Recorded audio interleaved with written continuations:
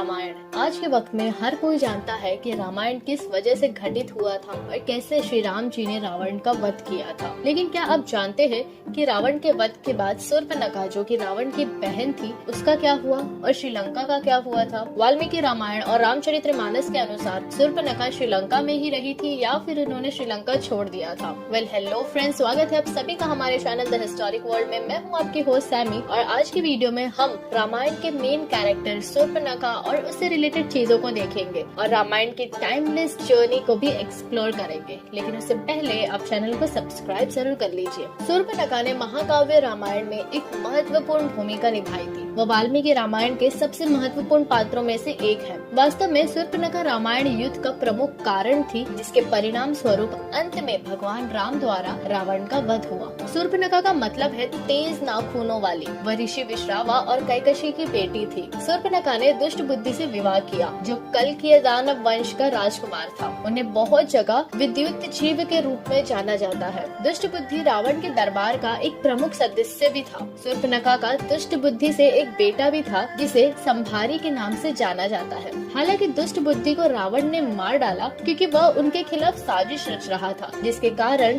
शूर्पणखा विधवा हो गई थी। अपने पति की हत्या के बाद शूर्पणखा ने दक्षिण भारत के जंगलों में समय बिताना शुरू किया। बाद में वह अपने रिश्तेदारों खारा और दूषण के साथ रहने चली गई। अगर इतनी कहानी को ही हम ध्यान से देखें तो हमें समझेगा कि शूर्पणखा के मन में अपने भाई रावण के लिए नफरत बैठ गई थी। वाल्मीकि रामायण के अनुसार भगवान राम के हाथों रावण का वध होना, इसमें शूर्पणखा का भी कहीं न कहीं हाथ था। पर इस युद्ध के बाद शूर्पणखा का कोई जिक्र नहीं किया गया है वाल्मीकि रामायण में। पर कुछ लेजेंड्स यानी दंत कथाओं के अनुसार शूर्पणखा लंका में ही रहने लगी थी अपनी बहन कुंभिनी के साथ, और यही कॉन्सेप्ट आपको बहुत सी जगहों पे देखने मिलेगा। अंत में शूर्पणखा का मकसद पूरा हो गया था, इसलिए वाल्मीकि रामायण में शूर्पणखा को अहम किरदार के रूप में दर्शाया गया है। इस चीज का कोई ठोस सबूत नहीं है कि शूर्पणखा लंका में ही रहने लगी थी, पर इतिहास तो यही कहता है। एक थ्योरी के अनुसार सीता माँ ने शूर्पणखा को माफ कर दिया था उसकी गलतियों के लिए, और वे दोनों सखी बन गई थी। अब वाल्मीकि रामायण को इतना महत्वपूर्ण इसलिए माना जाता है क्योंकि ये सबसे पहली कविता यानी पोयम थी जिसे महर्षि वाल्मीकि ने लिखा था। कुछ कथाओं में